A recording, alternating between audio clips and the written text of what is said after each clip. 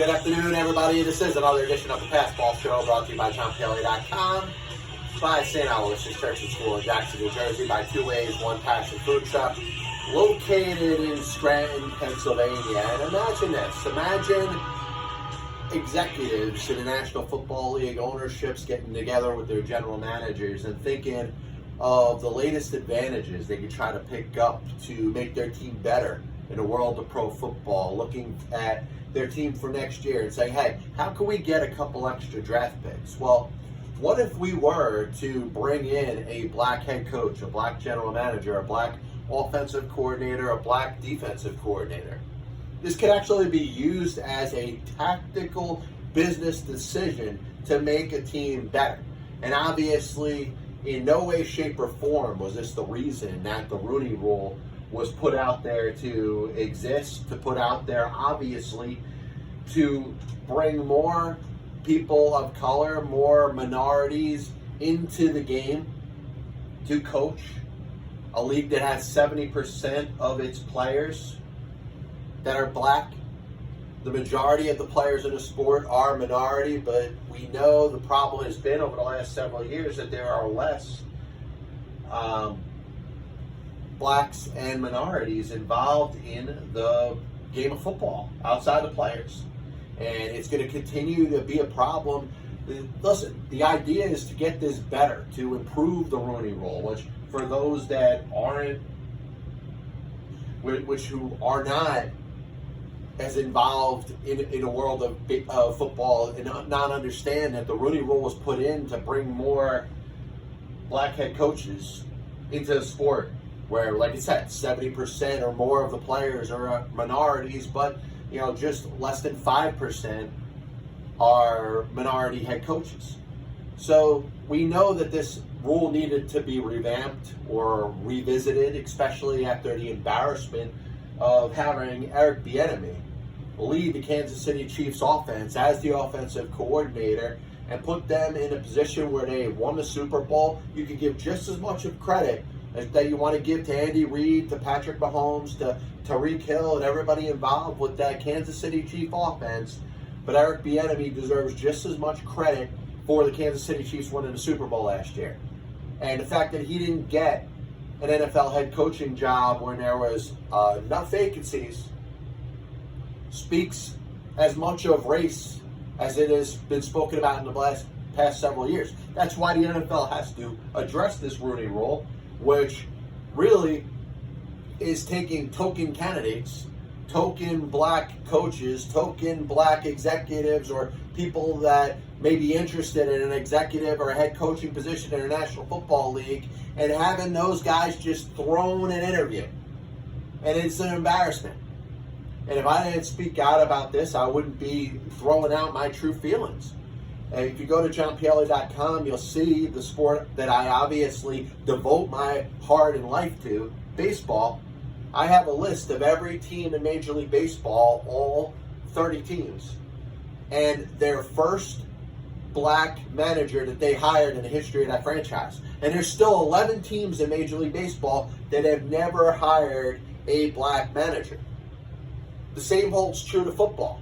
There's less than 10 teams or something along the lines of 20 to 25% of NFL teams that have never hired themselves a black head coach. Probably less than that, but there's some of them that have never hired a black coordinator. And there's a lot more than that have never hired a black executive or a general manager or a team president. And remember Al Campanis in 1987, when he goes out there and makes those outrageous remarks. Could be more ignorant than anything, but he goes out there and he basically says, hey, black players have been accepted to a sport, but in his mind, his very ignorant mind, he felt that blacks didn't have the ability to run a team, to handle a leadership position. And the truth is, we know that's BS. We know that none of that is true. We know that anybody speaks of that, they just have an issue with race and racism. But I think the only way that we're ever going to get past this is to start getting on the teams that are not doing it. Once again, we go to baseball where nobody's going to tell me what to do when it comes to baseball. If you had a team right now that had never had a black player, that had never drafted a black player, signed a black player, traded for a black player, and had them as a member of their baseball team in X amount of years of existing, what would you do? There would be an outrage, there would be a protest, there would be people saying, listen, this is the time, you better go out there and do what's right and integrate the game. And you know what? All 30 teams in Major League Baseball had no problem doing that. Every NBA team, every NFL team has made sure that they've done it multiple times, so it's not even an issue. The Boston Red Sox in Major League Baseball waited until 1958 before they signed Pumpsie Green. Made them look very bad. So the Rooney Rule gets put in or instituted in the National Football League to make sure that more minority candidates are getting interviews and consideration for jobs that come up. Now, the proposal, the latest proposal, which sounds asinine, is basically giving teams a reward if they want to hire themselves a black head coach or a black offensive coordinator or defensive coordinator or a general manager. You get more of them in the game, but teams get to use this as chips to potentially add better draft picks. Imagine a team saying, you know what, we're looking to go through our draft to get some more draft picks to get ourselves better. And we're going to use this as a business decision to add more draft picks. So, in other words, it's not because they believe that the game should be more integrated, but they're using it as a ploy to get themselves more draft picks. The best thing to do is to go after the teams that have not done it. And if you go to johnpielli.com, I have listed every team in Major League Baseball history and their first black manager that they've hired. And it's time to go after the teams that have not done it. Of course, we're having internet connection issues as I'm trying to get down to it and show you. We're here. So 11 teams in Major League Baseball history have never had a black manager. Where's the public outcry to the Atlanta Braves, to the St. Louis Cardinals, to the Philadelphia Phillies, Boston Red Sox, Detroit Tigers, Oakland Athletics, New York Yankees, Detroit Tigers, Minnesota Twins, Boston Red Sox, Los Angeles Angels of Anaheim, Florida Marlins, and Arizona Diamondbacks? That's the only way we're ever going to get there, is to put pressure and say, you know what, for whatever reason you haven't done it, you know what, the next time you have a vacancy when it comes to a manager, or if you're one of the teams that hasn't hired a black coach in the National Football League, guess what? Your only choices are going to be of black candidates. So get it right. This should not even be a discussion. We shouldn't be talking about this now in 2020. This copyright and broadcast is authorized under internet rights granted by the World Wide Web and is solely for entertainment of our audience. Any publication, reproduction, or other use of the pictures, descriptions, and accounts of this show without the express written consent of the Passball Show, JohnPielli.com, and John Pielli LLC is prohibited. Any commercial or other use of the program, such as by charge and admission for its showing, is similarly prohibited. So, I know we've grown very comfortable with our own regional broadcasts, especially in the world of baseball.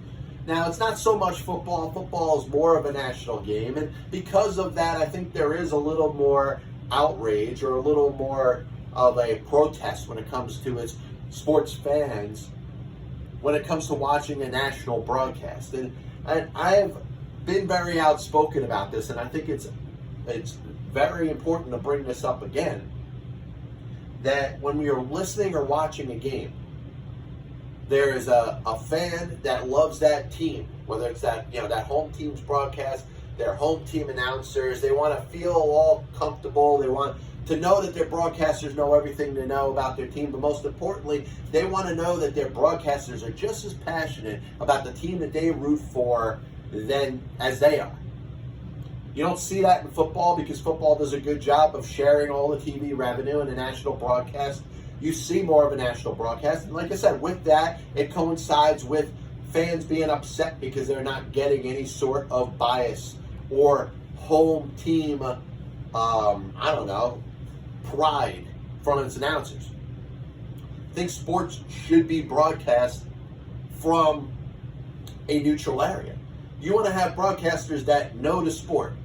You want to have broadcasters that spend the time to know about the teams that are playing. You don't want to be the fan and know more about your team than the broadcasters that are talking about the team, and they're getting compensated. It's their job to do it. But I think from a national broadcast standpoint, you are getting an unbiased view of what's going on the field. You think of a guy like Hawk Harrelson. You think of the guys from Turner Broadcast Sports. The Pete Van Warens and the Ernie Johnsons and the Skip Carries. John Sterling. Gary Keith and Ron with the Mets. The guys with the Phillies. Larry Anderson and Tom McCarthy. And you know what? They get a lot of respect from their own team's fans. But from a national standpoint, they're not broadcasting the game in an unbiased way. Now, every now and then, they may knock their home team. A team may be doing a bad job, and their broadcasters may not, hide that. And sometimes they face criticism from their own fans. But a broadcast is supposed to be the person that is leading, painting a picture of what's going on, not painting it in a rosy picture to support the hometown fans. So I'm going to continue to say this, that I prefer a national broadcast over a regional broadcast. Now, I understand why you have regional broadcasts. I think it brings out more fans, more diehard fans come out and want to hear their own announcers do the play-by-play of the game that they love. But if you're getting a national broadcast, you're getting an unbiased point of view. Now, it is important for the networks, especially the national networks, to make sure that they don't have any biasness when it comes to their national broadcast. You don't want to bring in an announcer that has spent 30 years broadcasting for Team A and have them give an unbiased point of view of what they're seeing when they're broadcasting a game that team happens to be on. You think of the days of Vince Scully and Kirk Gowdy. And I know Vince Scully's tied to the Los Angeles Dodgers and the Brooklyn Dodgers in their history. And he's always going to be a Dodger. But you never got any sense that there was a hometown biasness from Vince Scully. And if you disagree with that, come at me. I'm not afraid. But Vince Scully, the reason that he was able to broadcast so many games from a national standpoint, and not just baseball, was the fact that he gave an unbiased point of view of what was going on. He was so great as a broadcaster that he didn't need to show that he was this diehard fan to make the fans of that team happy. So I look at it, and I think it's time that we come back. The Kurt Gowdy's, the Dick Enbergs, think about it, the Keith Jacksons in the world. They're just out there to talk about what's going on and have no biasness. The radio networks of each individual team, do they need to have somebody that is kissing the butt of the owner or the team that they happen to be broadcasting for? Well, some of them feel like they have to. Now, last week we heard about the unfortunate passing of a guy that had a very good major league career, but is known more for what he did outside of baseball, and that was BWatson. And BWatson passed away. He was a guest on the Pass Ball show, probably within the last 5 years. A couple things that I remember from BWatson is, talking to him, he takes a lot of pride in scoring the millionth run in baseball history, and I love him telling the story of how he hit a home run and he's running around the bases trying to cross home plate before another run could be scored in a different city. Obviously, I had no idea what was going on, but he jogs around the bases like he should if you hit a home run.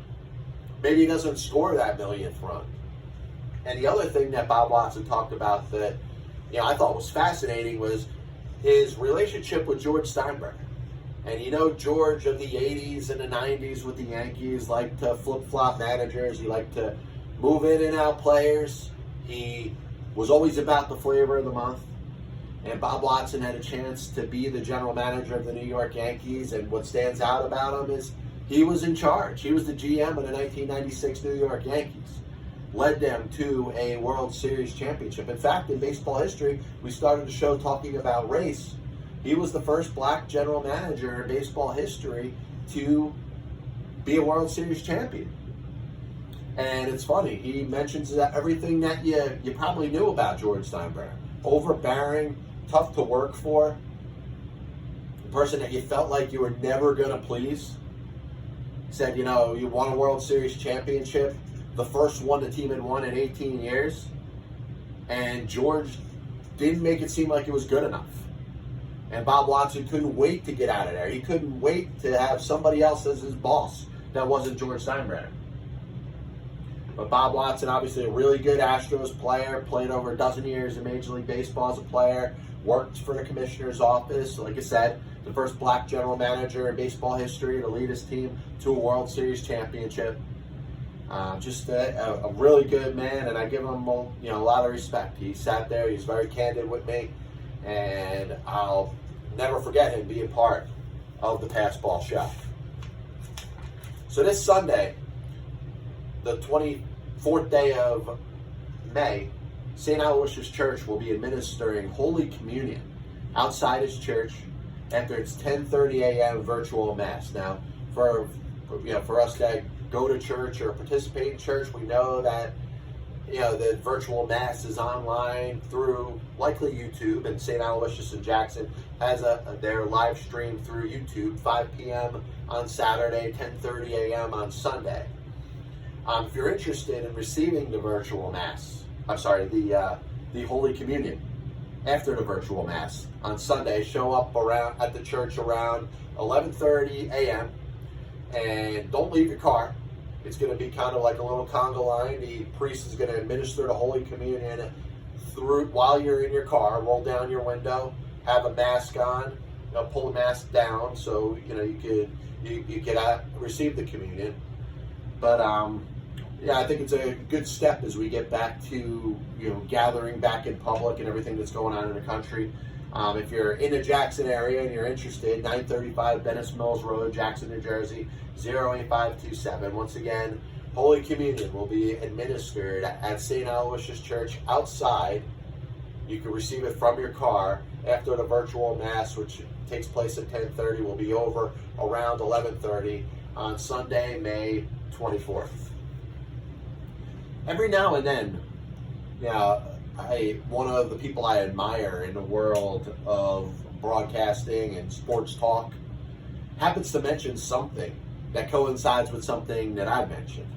And obviously, if one of them says something and I go out there and I say the same thing, the assumption will be that I just listened to their show and I said the same thing as they did. But what if it happens in reverse? And I say this as a good thing. I don't say this as a way to pat myself on the back and say that, hey, I'm any better than I am. But it kind of made me happy to hear this. At the beginning of the Jordan documentary, or the time that it first started, episodes 1 and 2, episodes 2 and 3 were about to happen. And let's be serious, there was nothing else going on in the world of sports. So you gave it a ton of your time, maybe more time than you needed to give it. And I made a comparison talking about Michael Jordan outside of his career. And I compared him to somebody else that I admire very much, and that's Johnny Carson.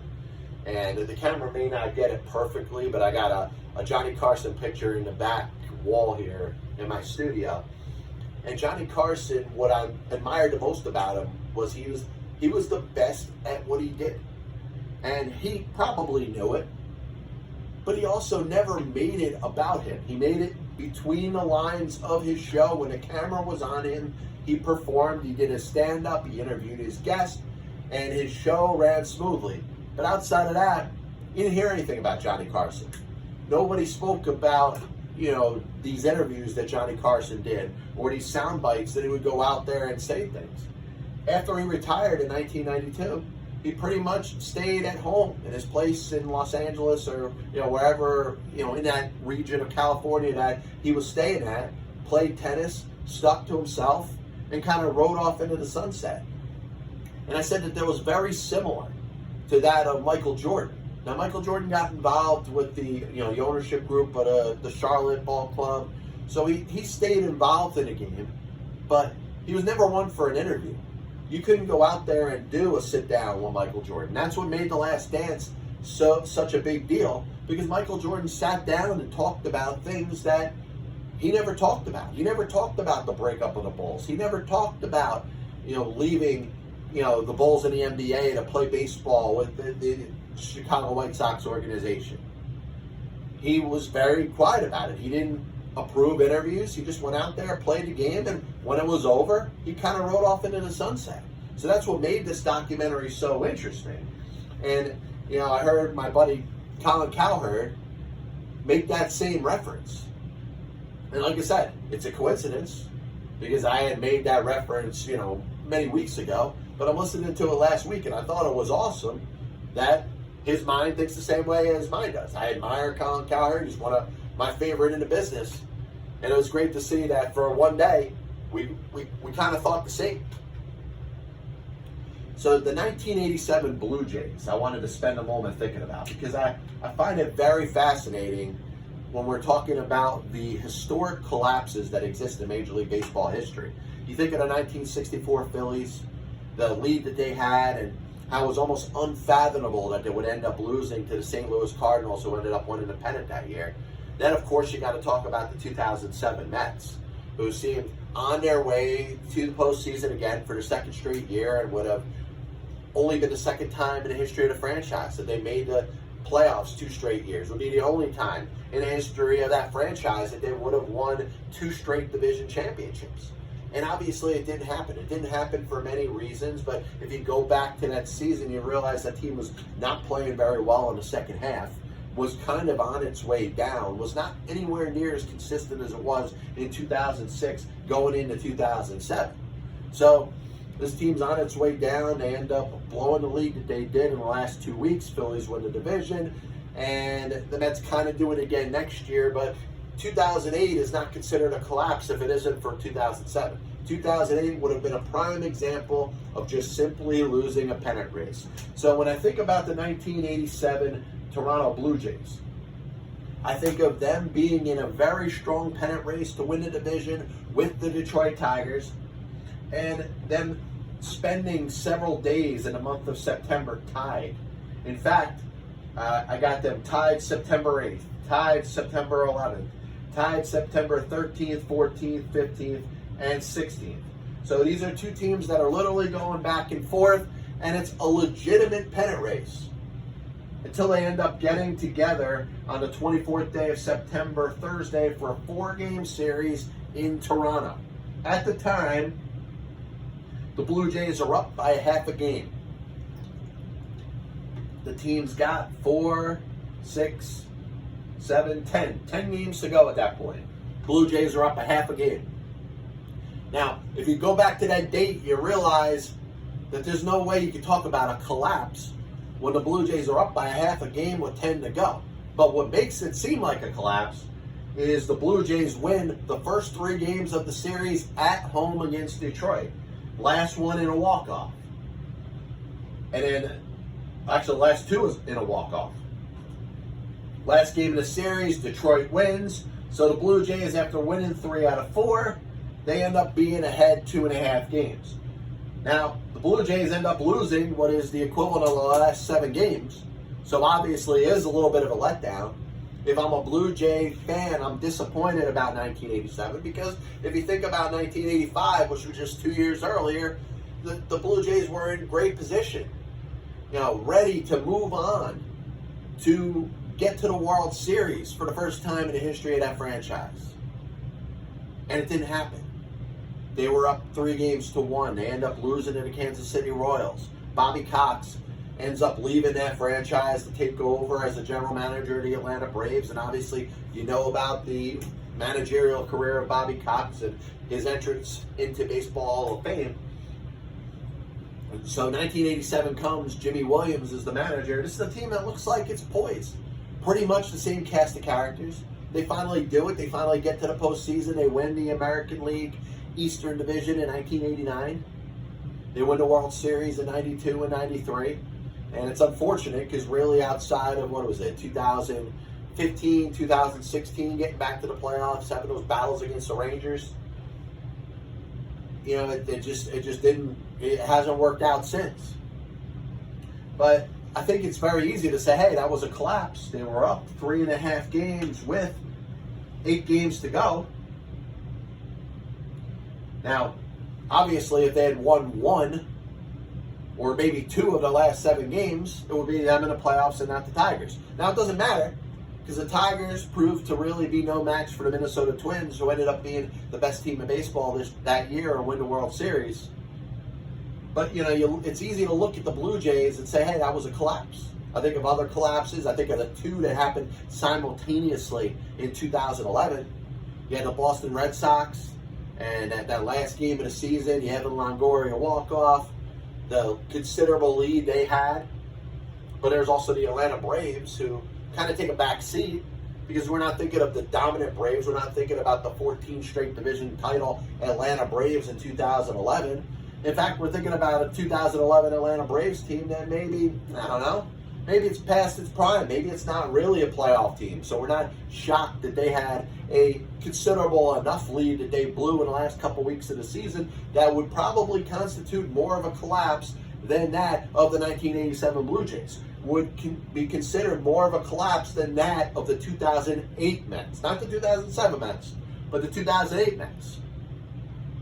So I just look back at it, and there's 2 ways to look at it. Up 3.5 with 8 to go, or up a half a game with 10 to go.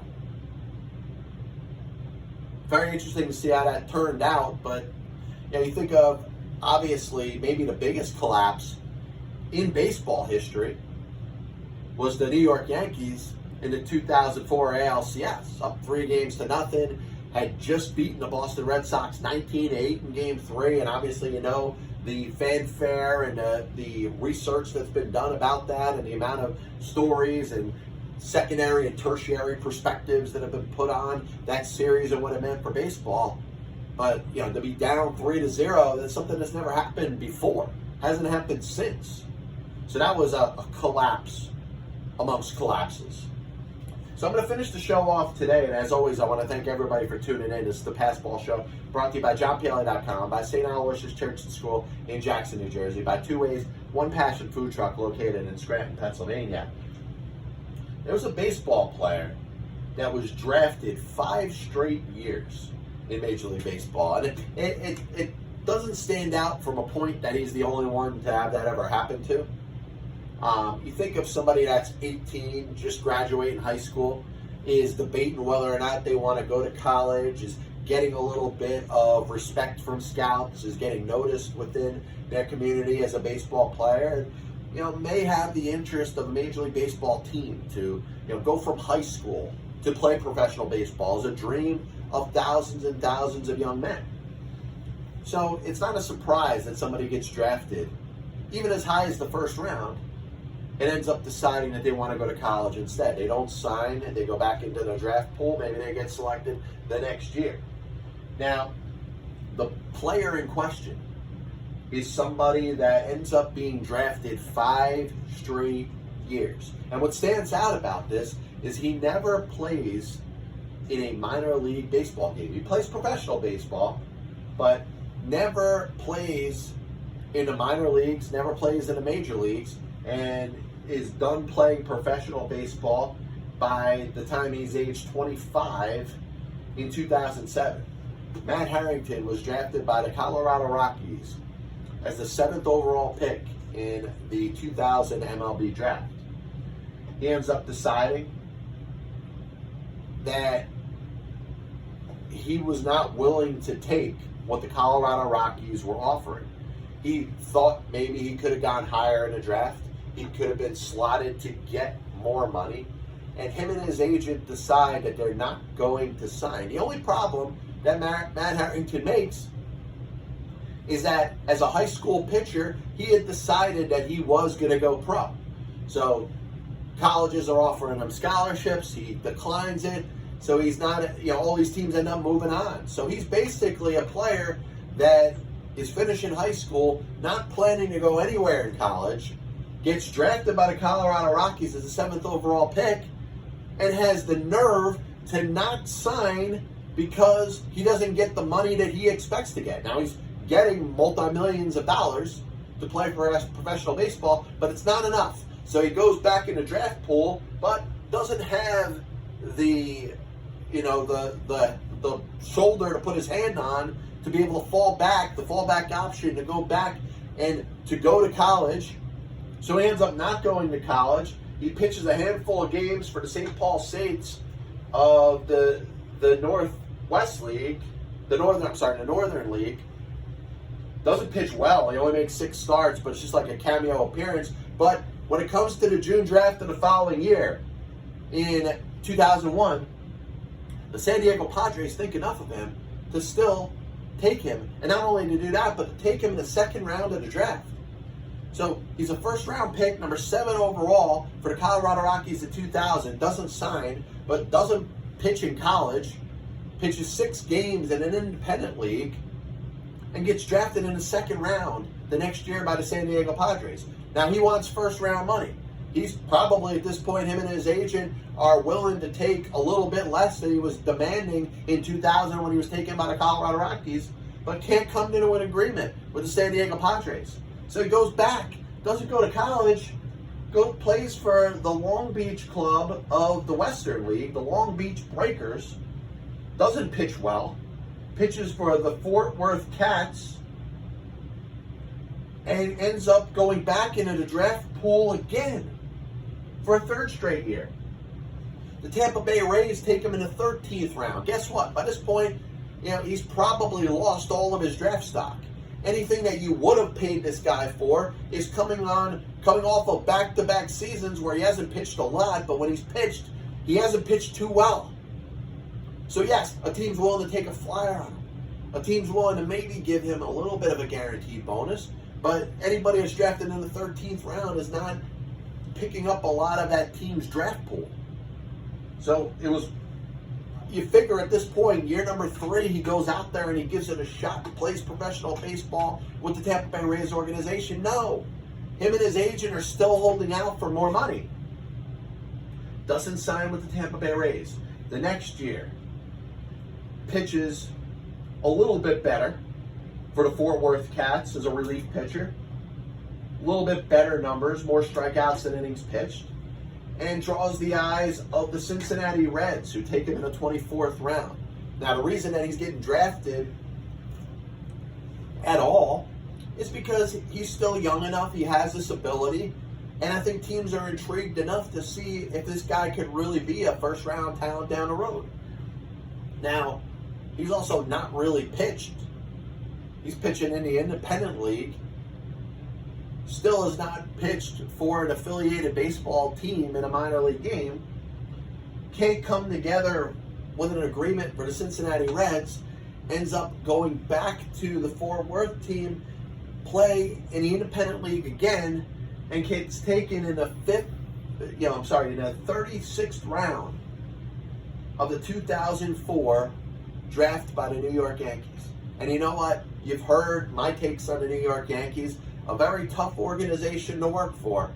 If you're a player, if you're an executive, if you're a coach, they're very demanding.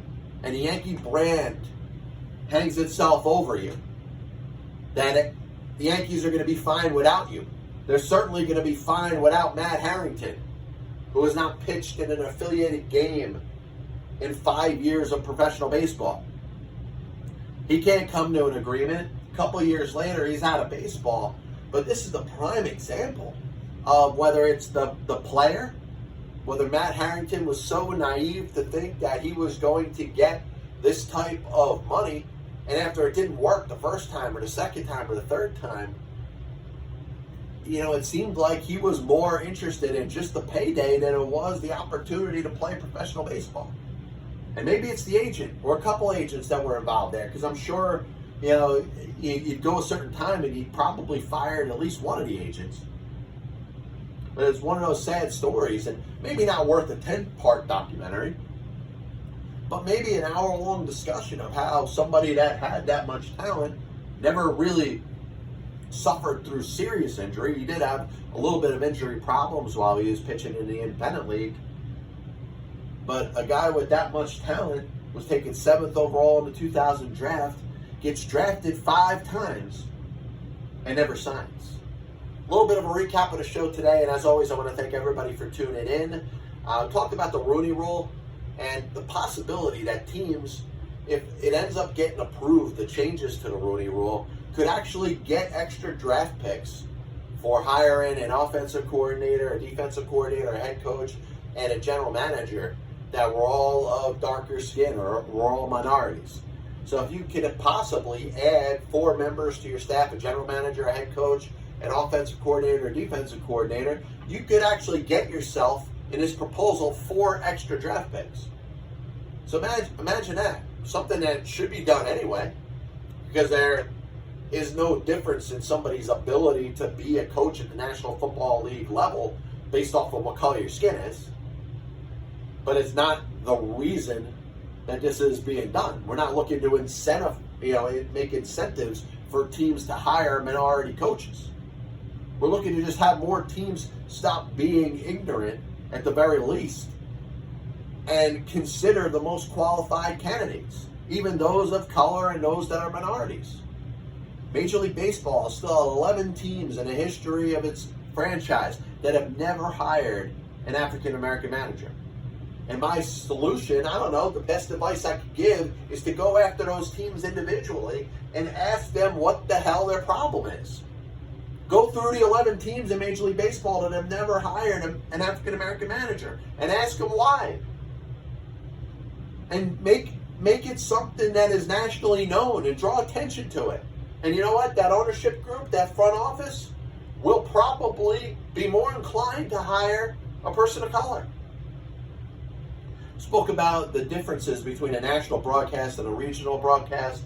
It's self-explanatory, but from my perspective, I'd rather watch or listen to a national broadcast because at least I feel like there's no biasness.